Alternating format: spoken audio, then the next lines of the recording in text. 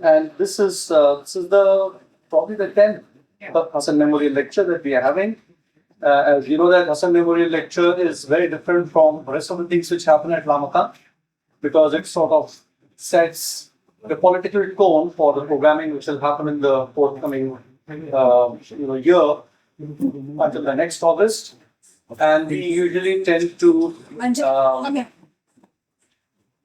start with Ashoka University for many years. He's taught at Amherst. He's worked as a fellow at CTR, and he's one of the most great finds that we have encountered in the last decade in this field of political science.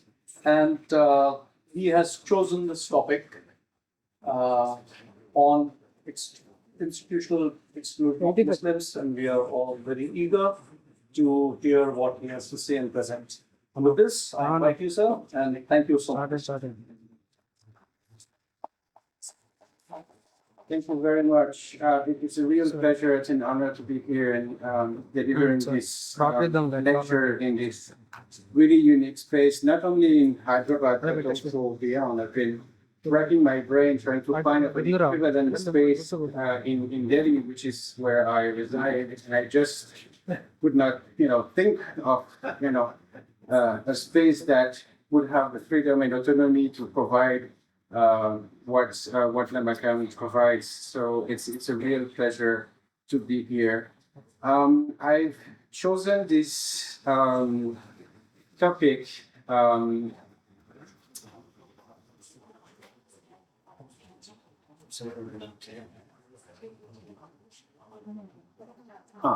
I've chosen this topic because this is nearly 20 years since we've seen a last effort in India at collecting empirical evidence and information on Muslims in the national parliament, the Lok Sabha, Vidhan Sabhas across the countries, and various important political offices, chief ministers, governors, president, vice president, and so forth.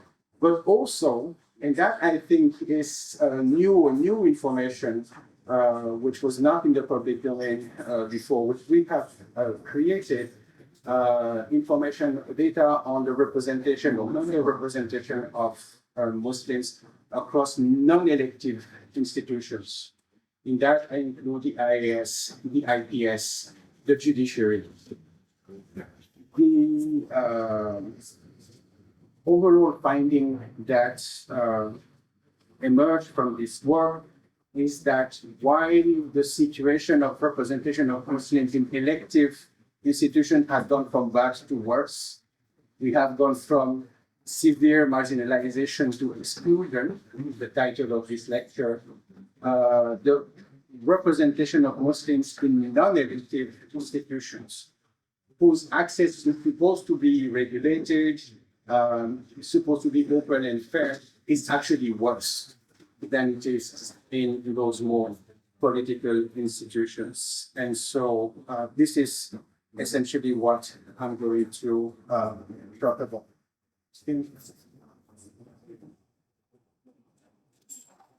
So this would be, known to most of you. Muslims make 14% of India's populations. They are, on all indicators, India's most disfavored group.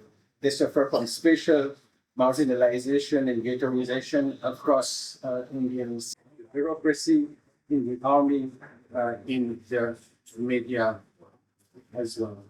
So this is a snapshot of where we are across some of these major institutions and the overall trend back to India's independence. So in the Lok Sabha, for instance, Muslims make up 4.4% of all MPs, which is the lowest it's been. Actually, it's been slightly lower in 2014, but over the 3 elections, 11% overall.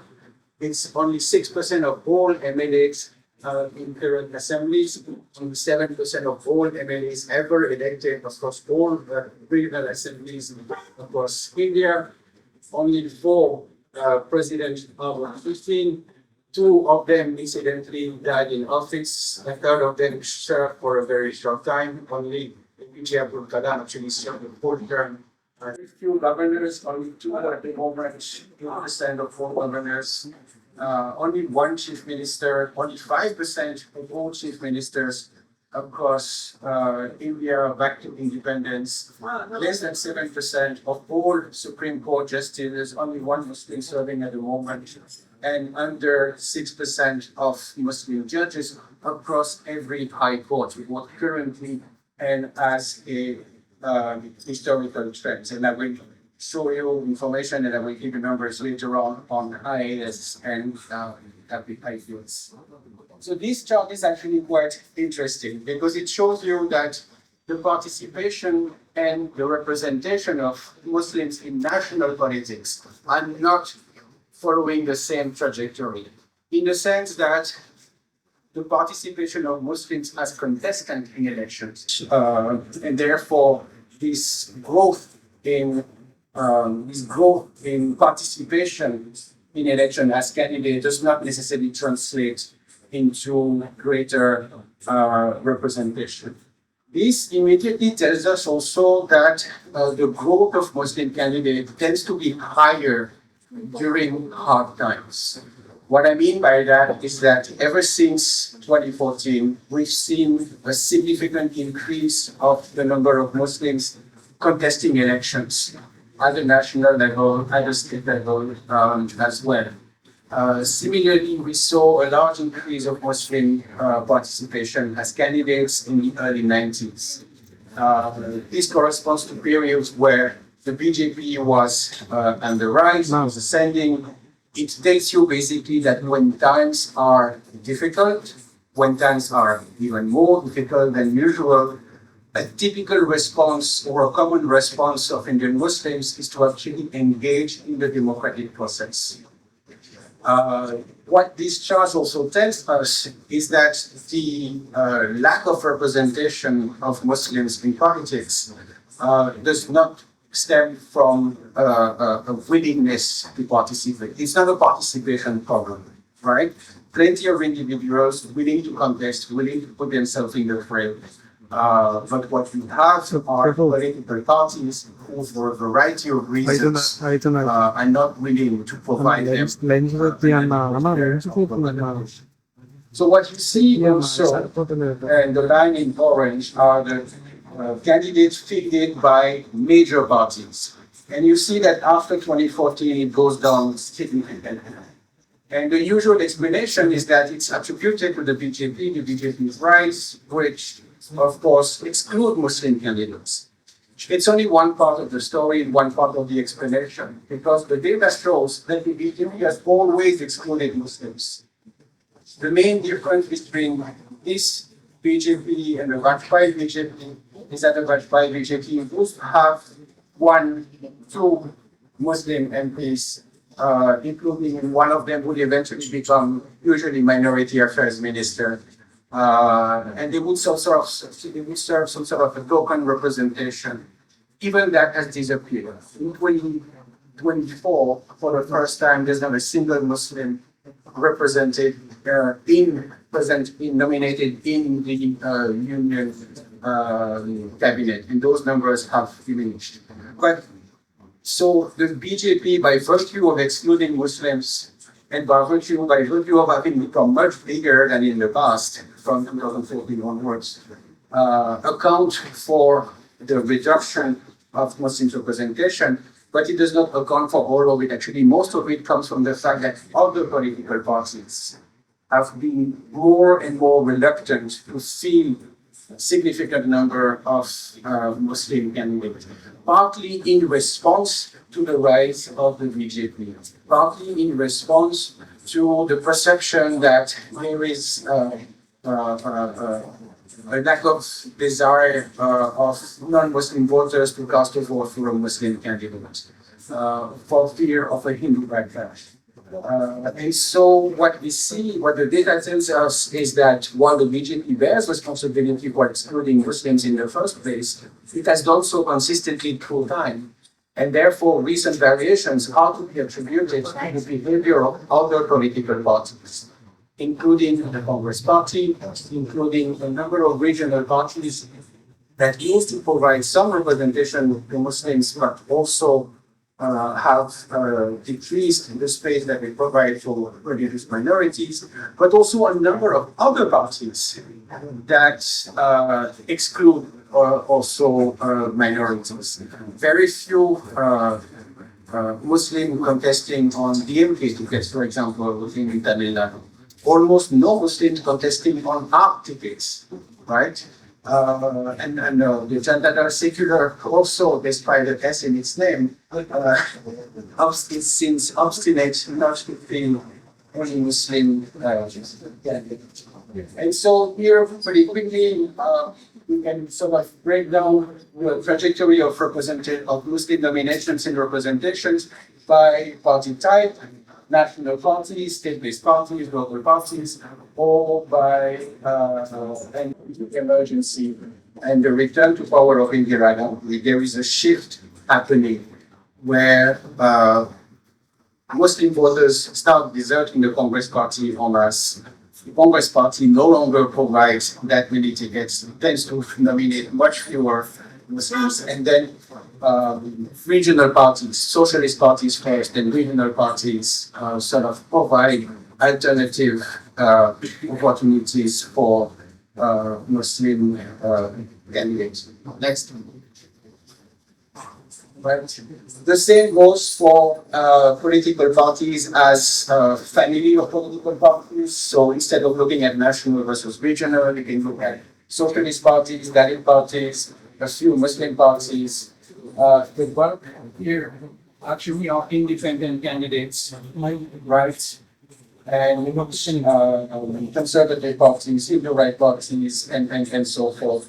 And that is your similar story that the Congress used to provide a lot of representatives, but then it is substituted by other parties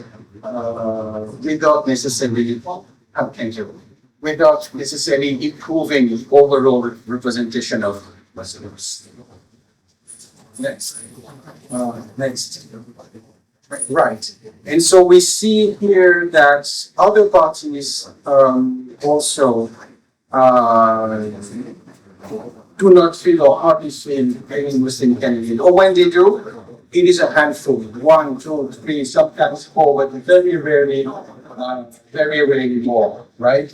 The NCP, the RJD, the Samajwadi Party, which is reputed to be a purveyor of representation for Muslims, barely dominated any candidates in the 2019 and 2024 election. Right? Ahmadi Party, also the BSP hardly provides representation what it used to be so in the past. The only party that has a somewhat significant inclusion of Muslims would be the Trinamool. Would be, of course, Muslim party like the Muslim League in Kerala, or I mean here, of course, in Hyderabad, and protesting in different states. The Congress Party, but given the size of the Congress as a national party, those numbers are extremely small. So you see that the representation is not only small, it's also scattered. And that has been a problem that has plagued the capacity of Muslim representatives to actually matter in parliament.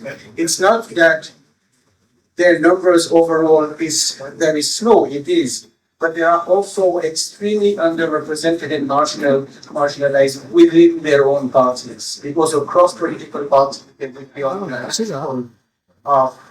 representatives. These are individuals who come from different states, who belong to different parties. More than half of all Muslim MPs come from only 5 states, which means that you have a large number of states who, despite having a significant Muslim population, not send any Muslim representatives in parliament at all. So Bihar, Assam, West Bengal, UP would be the main parties, right? So geographical dispersion constitutes another factor of marginalization, right? Since 1952, 70% of all Muslim MPs have been elected from 5 states. UP and West Bengal alone represent 40% of all Muslim MPs. And then, of course, you have Kashmir. But states like Madhya Pradesh, Rajasthan, Gujarat, Haryana, or Delhi that have sizable Muslim populations have not elected a single Muslim MP since the early 90s. States that used to send a few Muslim representatives in the Lok Sabha, such as Maharashtra or Karnataka, have not done so since 2009. And so, in consequence, the few Muslims elected in the Lok Sabha find themselves utterly divided, both party-wise and geographically.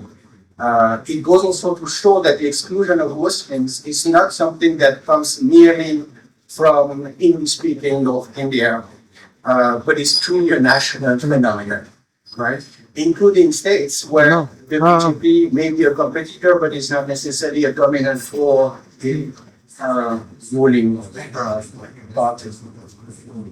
Speaking of the BJP, as I said, the exclusion of Muslims by the BJP since 1952, three Hindu right parties, the Jansang, have only 65 Muslim candidates, out of which only 4 have ever been elected. Mukhtar Abbas Naqvi, Syed Shanawaz Hussain, on 2 occasions, and Arif Beg in Bidul, Madhya Pradesh. So 3 individuals, 1 having been elected once. Between 1998 and 2019, the BJP has nominated only 5 Muslim candidates, but usually from Muslim-dominated seats in Kashmir or in Assam, where the demography sort of precludes them from nominating candidates from other communities.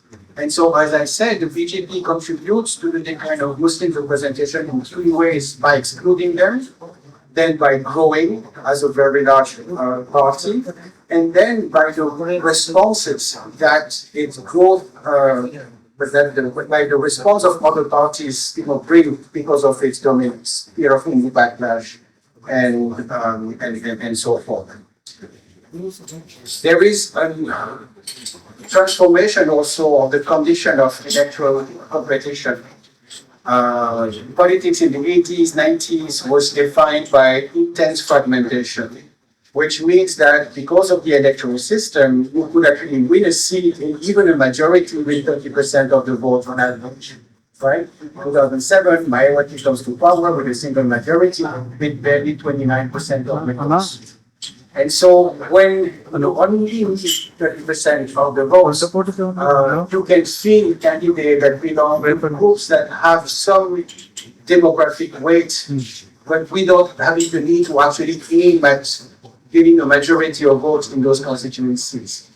But over time, electoral competitions at the local level, at the constituency level, have become more and more bipolar between the seats, right? And which means that if you nominate a candidate, these candidates in most places will have to gather votes from other groups than their own. And the perception that a lot of parties have, and they're not entirely wrong, is that there's a greater reluctance over time of non-Muslim voters to vote for Hindu candidates. And so the reason why non-BJP parties sort of reduce the space for Muslim is in part due to, as a reaction to the dominance of the BJP, but also out of sheer pragmatism and calculation or expectation that nominating Muslims is going to backfire. And that's how, from 2014 onwards, Muslims representation has gone from marginalization to exclusion. And even though the BJP bears enormous responsibility, the causes and the drivers for that exclusion run deeper, broader than the BJP, right? It basically stems from the willingness of parties to sacrifice inclusion and representation for the sake of strategic safety, right? At the same time, we also know that the cost of entry into politics, the cost to basically run as it becomes higher and higher. And I have data which I'm not showing here that shows that candidates today are 6 times richer on average than they used to be 15 years ago. For regional parties, they are 13 times richer than they were 15 years ago. And so you have that money arms race taking place, which affects adversely individuals coming from communities that are not endowed with those kinds of resources. And so this affects Muslim candidates. This also affects women candidates or candidates from other underprivileged categories. Some of these factors that curve down Muslim representations are factors that affect other communities as well. But Muslims suffer from accumulation of factors of marginalization that sort of put a particular pressure on them. Yes. All right. Yeah, next one, please.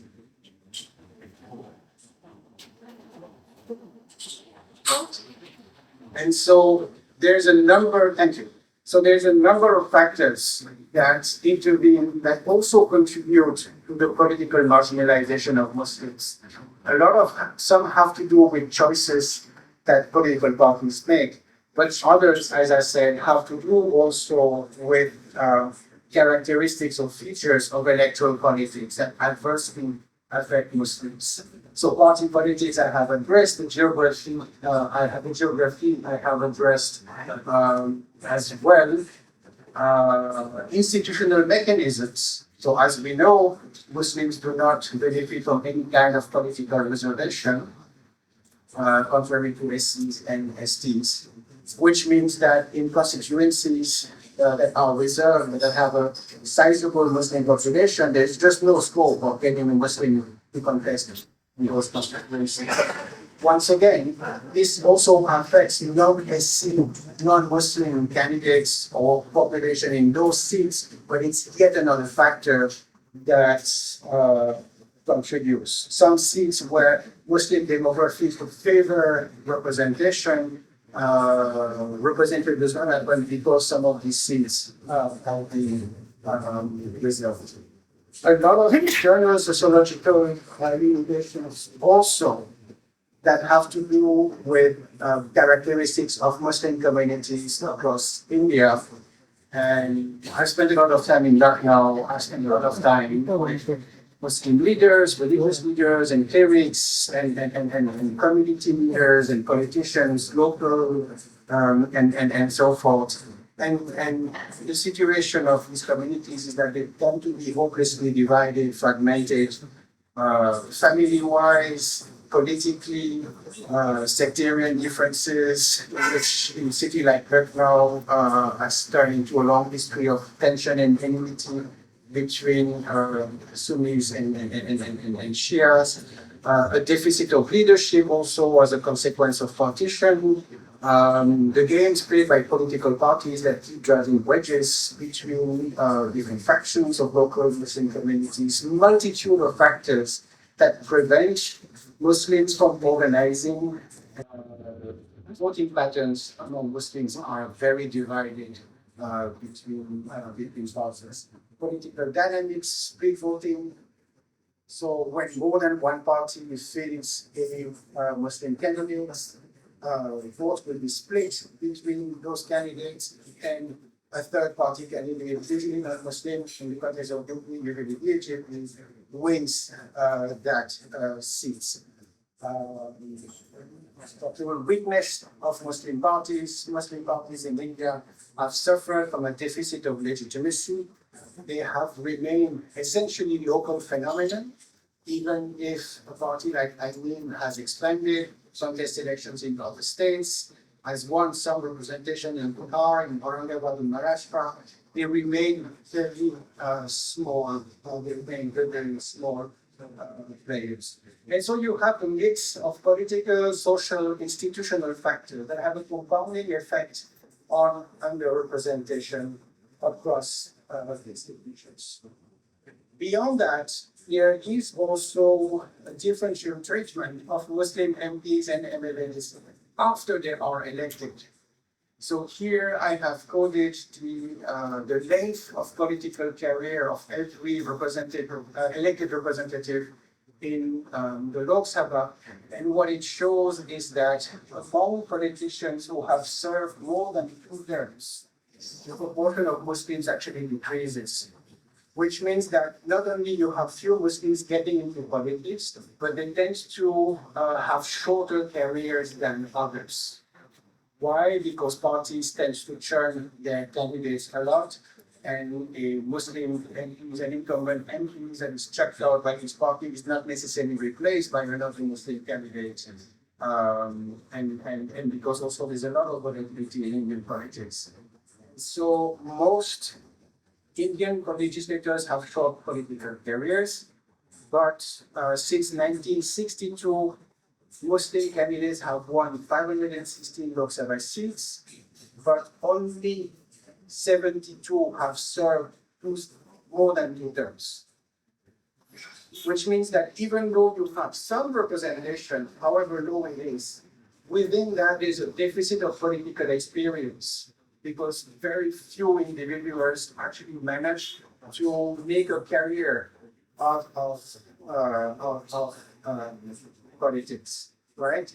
There are only 49 Muslim MPs since independence that have served more than 2 terms, right?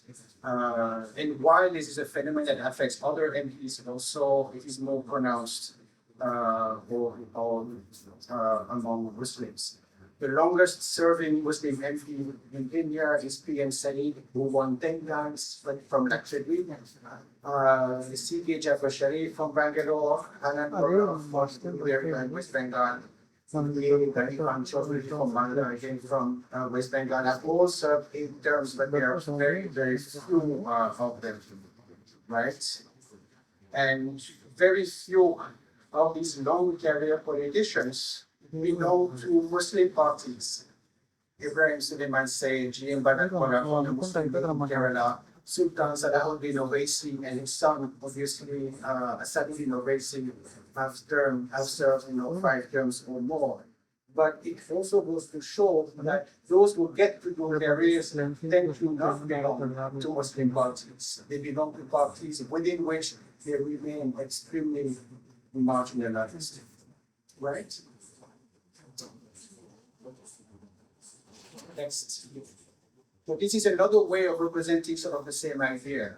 I have this definition of what I call the stable political class or the professional political class. These are all the individuals who have been elected more than twice. So that excludes all fly-by-night politicians. And that number is already pretty small. It's between 20 to 30% of Indian MPs that have actually been elected more than twice. But the number of Muslims among them is extremely low, and what you can see is that since 2009 has been divided by almost 2 compared to the past. Next. Among them, needs to be said that the representation are really low. And only a handful of Muslim women who have been elected in the Lok Sabha. And while women representation in India is among the lowest in the world already across religious groups, the percentage among Muslim women within their own community is even smaller.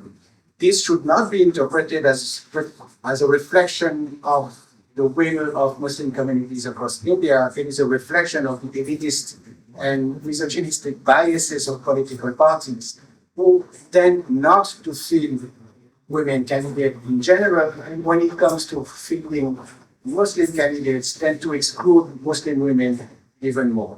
It's very important to remember that Muslim voters most of the time do not get choose the candidates they have to, they cannot choose the candidates they may, vote for. Parties.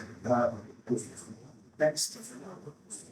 Let us move to state assemblies. The situation is not as dire as in the Lok Sabha, but not by much. So as we saw, you have on average 7% of all MLAs have been Muslims across assemblies in India.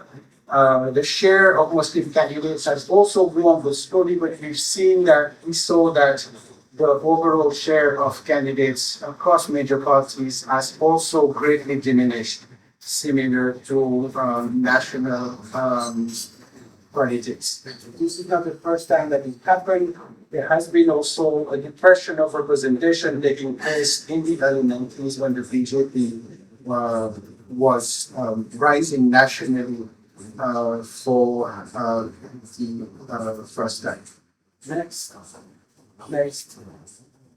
You have quite a bit of variation across parties, right? Here you have 6 states with a share of Muslim populations. So Gujarat has always had minimal representation, very focused 20%. Rajasthan has also always been very low. Karnataka has also very low representation, under 5%. Maharashtra around 2-3%. And these are states that not only have sizable Muslim population, but they tend to be concentrated in specific sub-regions where they could use their demographic advantage, and yet they have not been able to turn their demographic weight into representation because of exclusion from for the most political parties. Everywhere, with the exception of West Bengal, and even though it's changed in a very recent election, there has been, after 2014, a reduction of nomination and representation of Muslims. There are only 3 states where Muslims make up a significant share of the population, and where they have some representation. It's Kerala, West Bengal, and Assam. This has to do also because they tend to be concentrated and make up the majority of the population in particular region, and therefore they've been able to turn that into an electoral advantage.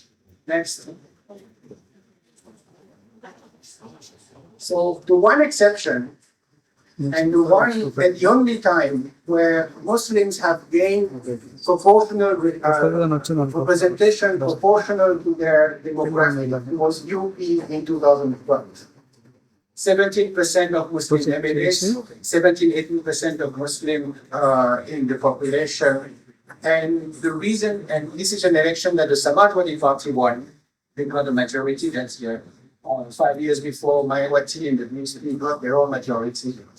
But if you look at nominations, and particularly for those parties, the numbers are actually flat. And so what is very interesting in the case of Uttar Pradesh is the fact that the increase in representation does not stem from the fact that parties provided more tickets to Muslims. That did not happen. But it's stemmed from the reduction of the phenomenon that I call, split voting, which meant that at the constituency level, voters did coordinate and prevented the splitting of votes, which led to greater returns and greater representation. And the good news here is that in a way, the state of representation of Muslims is partly into their hands, because addressing those internal divisions in regions and seats where they have a sizable share of the population can actually go a long way in improving their representation, regardless of what political party do. Of course, in 2017, the BJP came to power with its own majority, the first Yogi Adityanath government, and those numbers absolutely collapsed.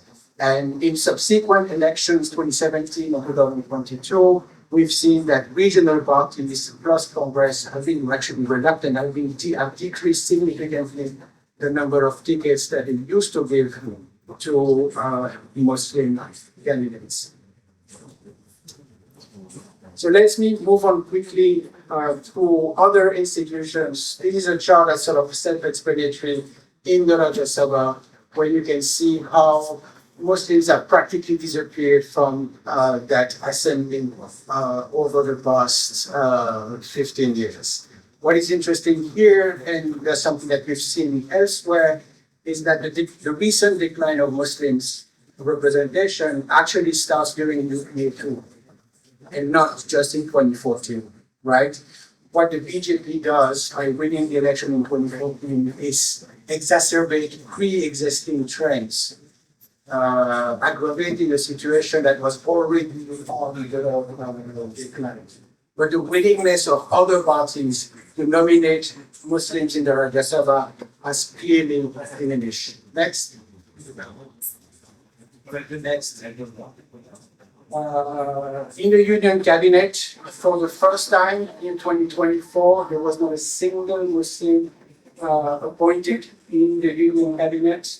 But as you see, the trend has been overall on the decline. Of course, it's dependent on which party, which coalition wins the election. But the overall trend through time is a trend of decline. Next. Among governors, very small number of Muslims nominated in those functions.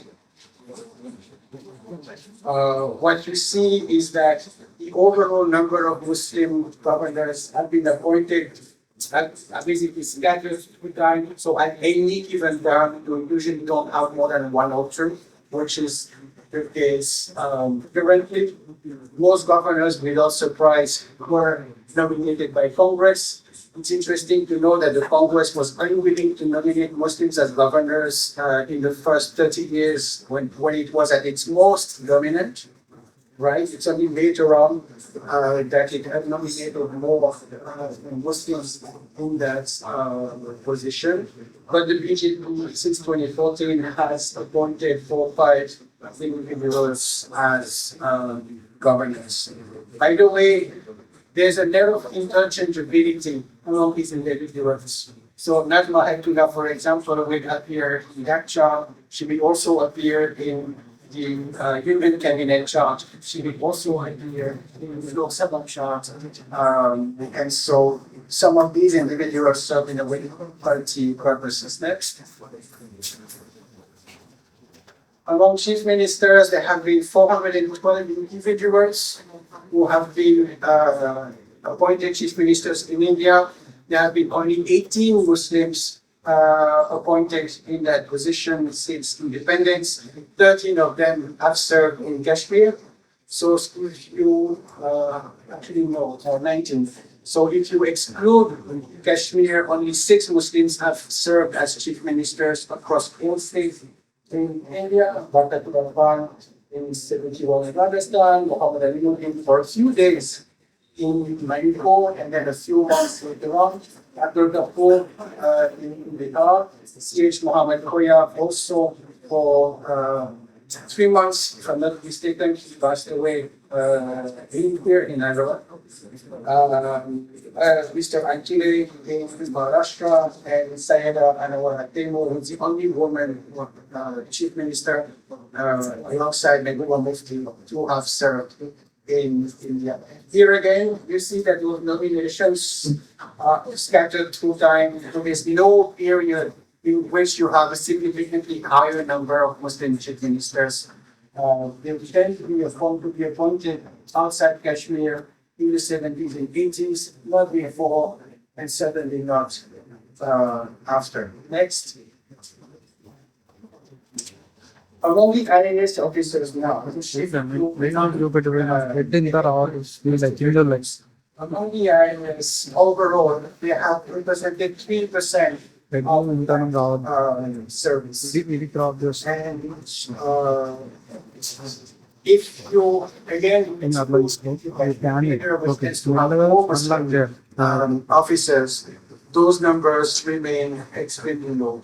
What is interesting is that those numbers are consistently low through time.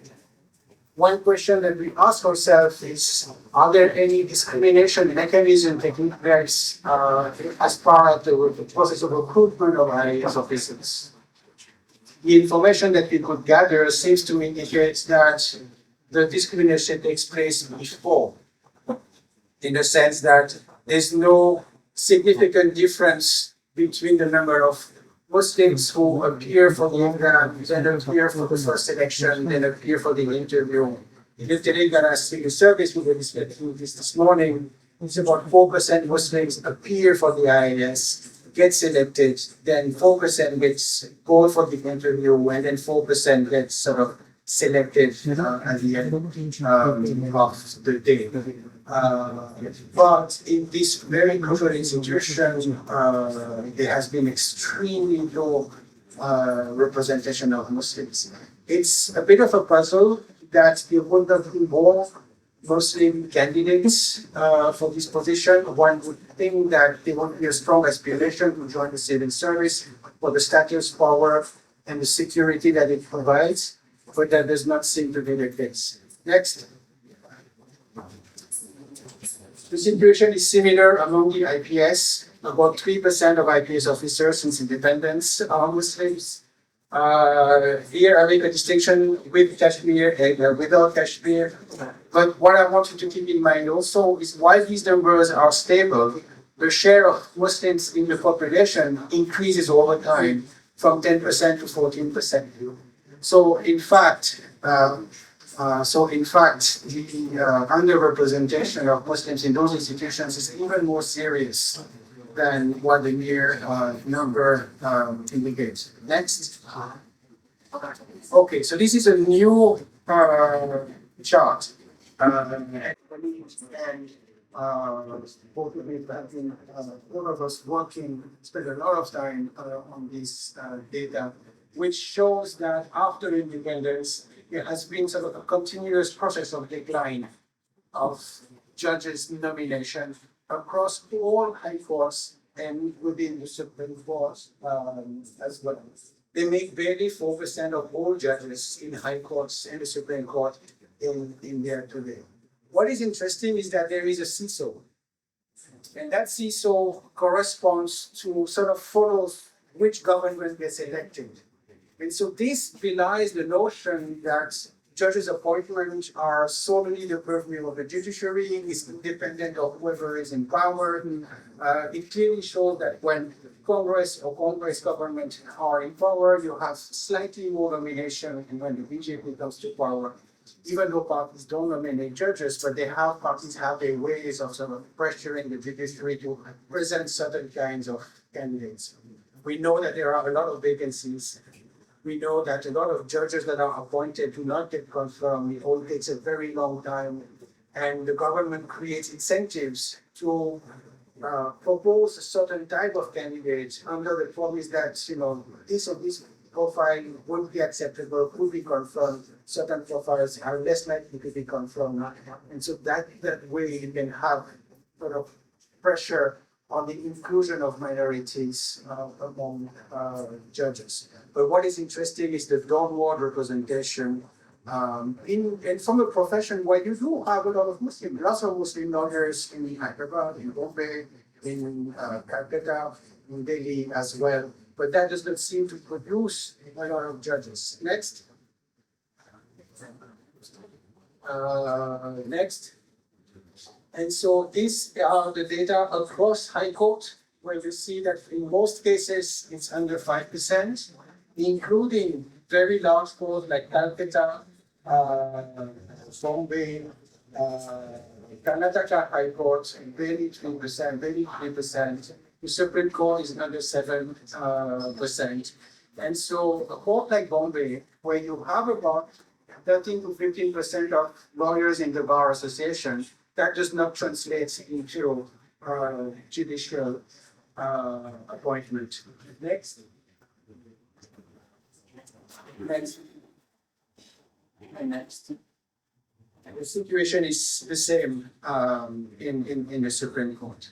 So now, just to wrap up, I want to offer a couple of observations and reflections which we can use to sort of start the conversation.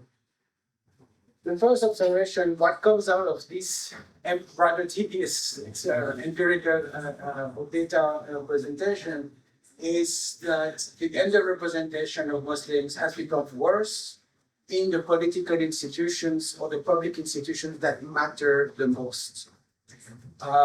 Muslims underrepresentation is worse in non-elective institutions whose recruitment is deemed to be open and fair. And so while the situation is really bad in the elective assembly, the principle of democratic competition still provides more opportunity for representation than public institutions that have a very different kind of competition, to enter. The second part is how other parties have responded to the rise and dominance of the BJPs. The parties that field more Muslim candidates tend to be the parties that don't win seats. And those who even win some seats tend to not field Muslim candidates in seats where they may win. And so the impact of representation is lowered by all manners of fragmentation, political, social, economic factor, and so forth. And finally, the control over nomination by parties means that Muslims barely get to vote for Muslim candidates of their choosing, which in a way is the case also for non-Muslim voters, because fundamentally parties decide who gets to contest. And the criteria are not inclusion or representation, but who can self-fund their campaign, who can mobilize enough of their member communities to become credible candidates. Muslim women are the most politically marginalized group within Muslim communities, but also more broadly.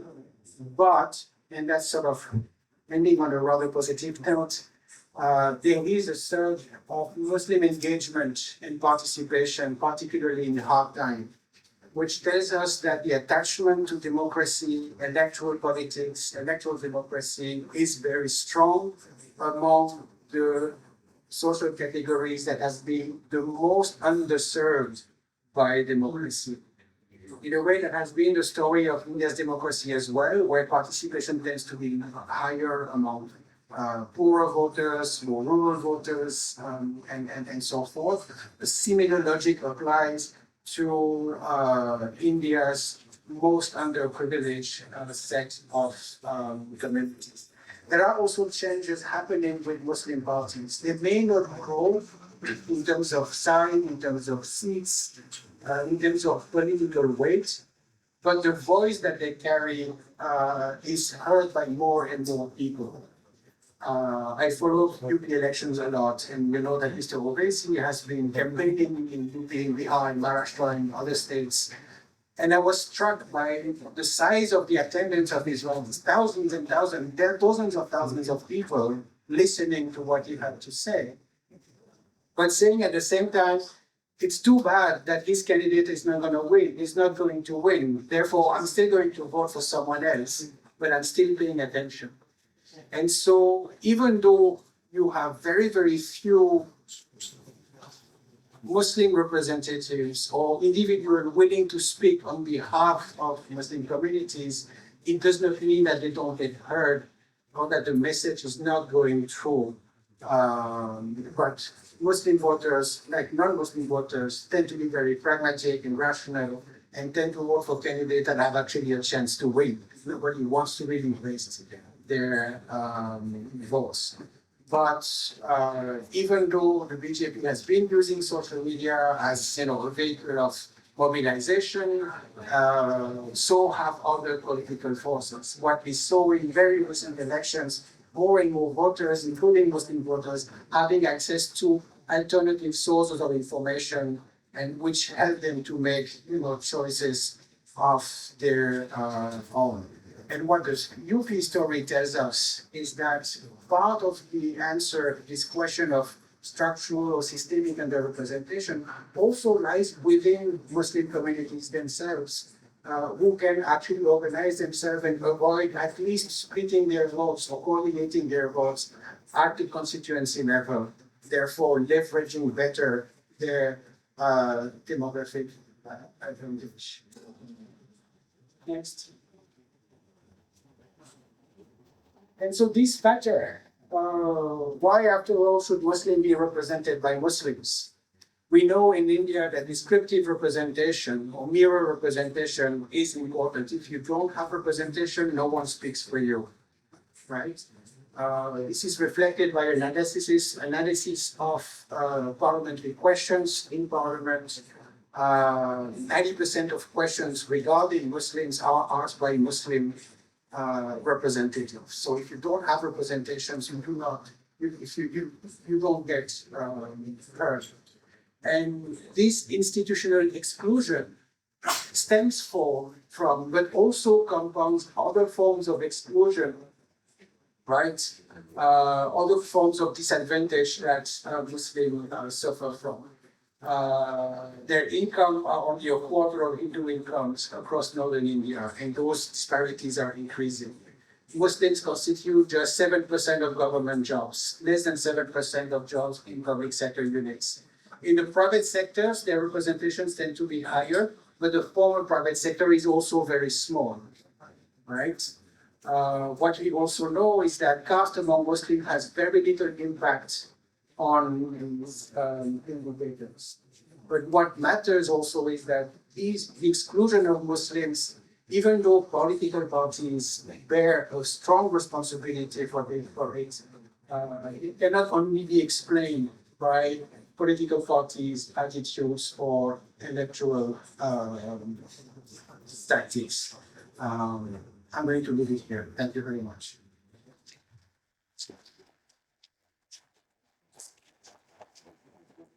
IAS is around 5%, but IPS is around 14 to 15%. The scale is similar. It's about 3% on both sides. It's similar. But upward, the graph moves upward in IPS. So that line is the overall growth of Muslim in the general population. Okay. Not among the IPS. Okay. This is lower, and it's very low, and it's stable. It's actually similar. I read it as within the aspirants, people are preferring IPS more than No. I put that line there to remind that the overall share of Muslims in the general population increases over time. Okay. Can we also look at candidates by their assets? Like sort of refine, people with, let's say, inherited wealth getting into Muslim candidates. Yeah. Are these the candidates contesting elections? Can we also kind of probe further into that? Yeah. And the second question is also, it's sort of a more hypothetical question, which is sort of just opening up, going beyond the thing of what your presentation was today.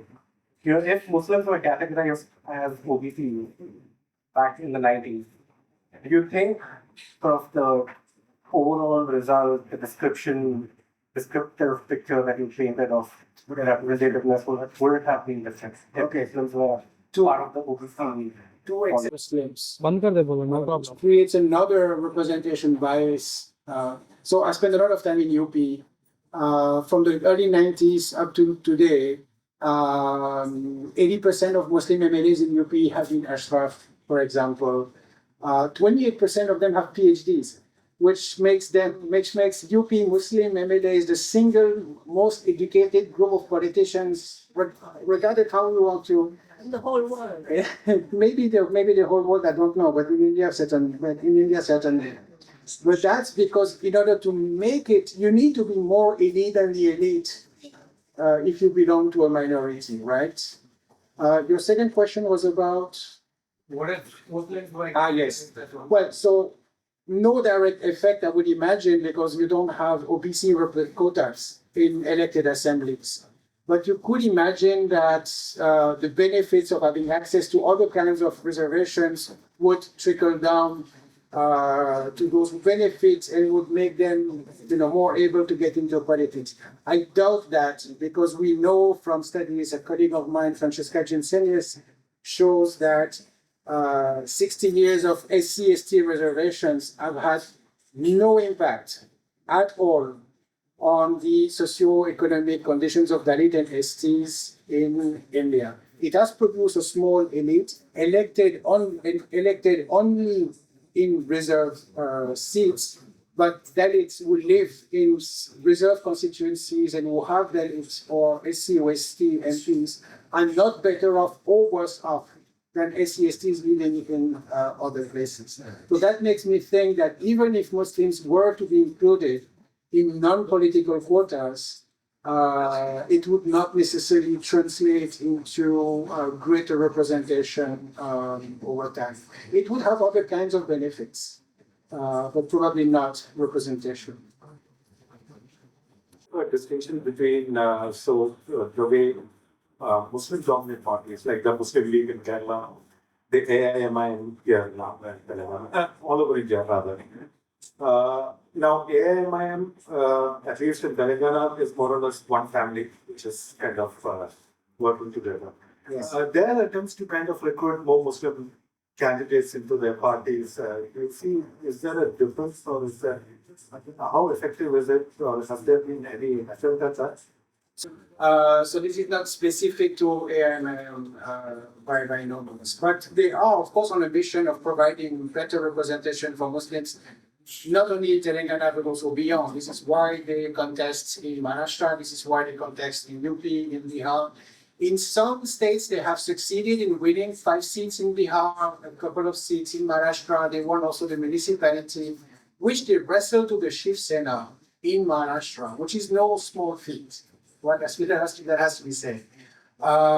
They have done so by co-opting Muslim candidates who came from other parties, right? If I'm not mistaken, the 5 MLAs from IMIL elected in Bihar had been RJD MLAs, in the past. Muslim League also, so the Congress, And all Congress as well. So they're not necessarily producing more new politicians. They're sort of, recycling older politicians, but at least providing some strength and some support and helping them getting elected, right? But it remains it remains local phenomenon, right? This is not across Bihar, it's in Simandra region. It's not across Maharashtra, it's specifically in Aurangabad. And so these are also, in the case of Aurangabad, places that also have a historical tie with Hyderabad, so they have also played on that factor.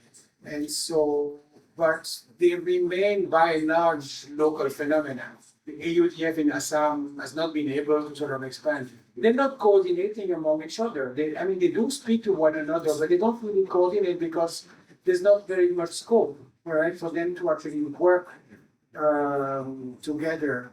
And as I said, the bulk of representation has not come historically from Muslim parties, but it has come from other parties. Elected representatives belonging to the majority parties, for example, Congress, etc.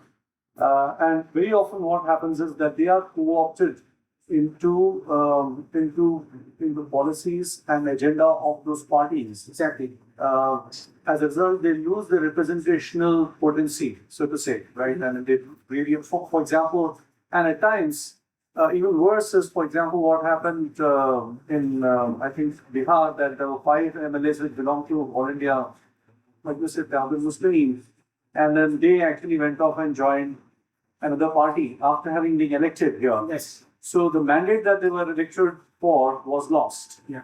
And as a result, for example, Asaduddin Owaisi's contention is that Muslims, rather than asking for representation in the regular parties, need to have their own thing so that their agenda does not get, hijacked, so to say. So that's that. And I often also encourage not necessarily to speak out as representative of Muslim communities, but as representative of their party, right? Yeah. They also tend to be very elite, to be honest. Exactly. Yeah, I mean, మరి చిన్న ఉంది presentation opened up many questions. And better than just opening up questions, difficult questions that make you really have to think about. So one of the things that struck me is that the problem that Muslims face is the problem any minority faces in a democracy. When you have numbers, voting numbers, then any small group is always disadvantaged. It's a structural problem anyway.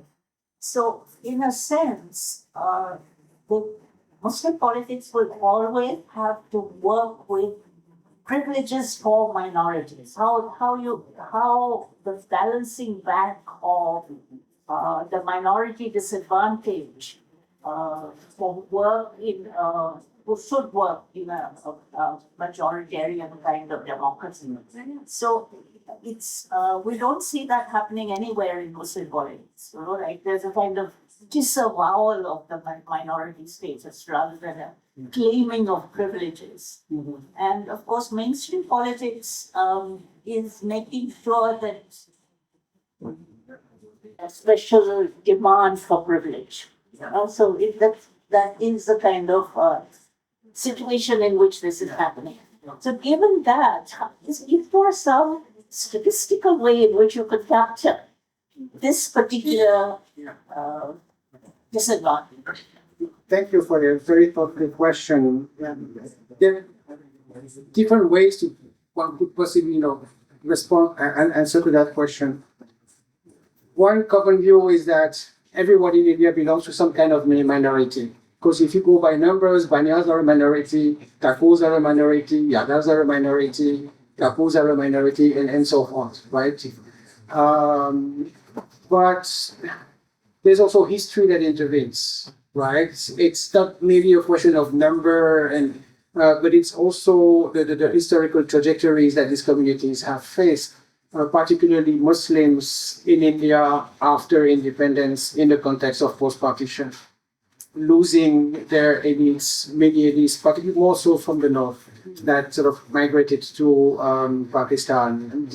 The adverse effect of land reforms on land-owned Muslim landowners, and so forth. The delegitimation also of participation of Muslim in public affairs. The constant suspicion of loyalty that weighs on religious minorities, but Muslims more specifically, more so than Christians, more so than others, because of that particular history, puts them in a way in a separate category than others, right? So you don't go only by numbers, but you have to consider also history. I'm glad to hear you say that this is helping you to raise questions, because that's what data is supposed to do. Right? The data in itself does not answer much. It just gives us empirical evidence on things that sort of many of us have known for a long time, but now we know it with greater precision. What I'm hoping this helps doing is completely dispel this notion, this myth that Muslims have been somehow, a pampered or favored minority in India. If anything, this data proves really the contrary, that they have not benefited from any kind of preferential treatment by any party, right? Since even parties that are willing to provide some representation do so in very small measure, right? And so at least it allows us to sort of dispel these notions. I had a question, Sanjay. Looking beyond this data and interpreting this data, what would be your advice to the community to actually create a relevant narrative to be in the political streams in the various regions of this country? Because there are different narrative in each of these countries, each of the states. So what would be your advice for the East, West, North, South? My place to actually advise, anybody on what they should do. What is the data interpretation from the North and from the South? I mean, one thing that comes out from all this is the demonstration, the UP example, so that self-organization can pay off, at least in regions where Muslims are in a position to leverage their demographic advantage, right? But that's reliant on local communities to do the work of coordination locally. I don't exactly know what happened in UP. Why is it that all of a sudden Muslims started, coordinating locally, stopped splitting their votes? But then when the BJP came up, started splitting their votes again, which amplified the BJP, right? But it shows that initiative from the ground can actually yield results. And so self-organization, reliance on political parties to somehow become more inclusive or generous, I'm afraid the wait is going to be long. And so the advice would be to look sort of inward and self-organize and find ways to cut across factors that have historically divided Muslim communities across the country, at least in the political field, in order to use their numbers with greater effect. But that's only going to increase representation by this much here, this much there. And so in the larger scheme of things, I'm not entirely convinced that this is the solution for all the ills that, plague, minorities in India. There may be other forms of meaningful political engagement. Let us be clear, there is a project of erasing Muslims from public spaces in India and excluding them from public institutions, both elective and non, is part of it. It's part of that project, but there are other aspects to it. So resisting against that, resisting against attempt at shutting down individuals for minorities by virtue that they belong to minorities, engaging into public spaces, engaging into public life in multiple ways. Party politics is one way, but if you ask me, it's a pretty rotten way to engage, of conceiving civic engagement, right? Cultivating spaces like here, where people can interact regardless of their background, know each other, combat ignorance, combat stereotype, also goes I think you mentioned there was a decrease of representation following Indira Gandhi's Yes. this thing. So what could have been the reason? Is it a decrease in the power of the party or some other reason? in the past. Second, at the time in 1980 and 1984, the Congress Party was actually very busy poaching individuals who had won on Janata tickets in the prior elections and bring them back into the Congress fold. Right? Prior emergency, so during the emergency, a lot of Congress people shift Janata, right? And a lot of them actually came. It's actually shocking how many people left the Congress in protest because of the emergency. And the moment Mrs. Gandhi sort of came, showed sign that she was coming back, all they ran back into the Congress Party, right? And in that space, you have very, very little Muslim representation. Simply also because the Janata Party was not particularly inclusive either. That may not be the entire explanation, but these are at least two factors that may have contributed. Output lecture. So I wanted to ask about, you mentioned Kashmir as being, somehow outside this domain and somehow retaining it to that Muslimness or maybe, right? So in bureaucracy and in politics and other political realms. But I wanted to ask about this, this new thing that's happening in Kashmir, the demographic changes, the delimitation kind of a thing, and the reorganization of the bureaucracy itself. So bringing people from outside and somehow trying to make it into yet another Indian state. Indian region state like Hyderabad or some other states. How do you see it impacting your research and how do you see it impacting the larger region per se? So, claim to be representative of India's larger population. The data also shows that among high courts, the Kashmir, the Jammu and Kashmir High Court has the highest proportion of Muslims, but it's only a third, which means that 2/3 of judges in Kashmir have not been Muslims. Now, by virtue of its politics and parties, all the chief ministers have been Muslim, and most candidates have. But this is a state that has never really known political autonomy as you know, obviously, better than I do, and therefore sort of represent a bit of an outlier in Kashmir is, even though it has a Muslim chief minister now, it's not yet regained full state status. It's still a UT. It's still very much under Delhi control. Even though it may appear to be slightly less repressive than what it was between 2019 and very recently, but fundamentally on the ground, I'm not sure that it has changed a lot. A former student of mine, who's now a PhD student in Stanford, did a wonderful master's thesis on Kashmir politicians who had no work to do, either because they were under house arrest, or because their parties were banned, or because elections were not happening, or because they were boycotted, or because they were rigged. And so what do you do as an elected representative when you don't have actually a job, when you're not able to do your job, when you actually wait in the state of limbo, in the state of waiting, which has been the state in which Kashmir's population has been for a very long time, and its political class is not very different. Does not very differ from that result. Very, very, useful conversation.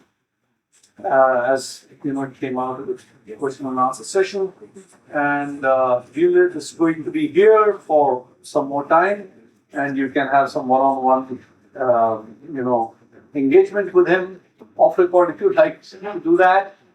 But I'm very, very thankful for you to have made the time and the enormous effort that went into this presentation and selection of the data. Very, most of the time, I'm sorry to say this, but we see a lot of hand waving about this and just reading.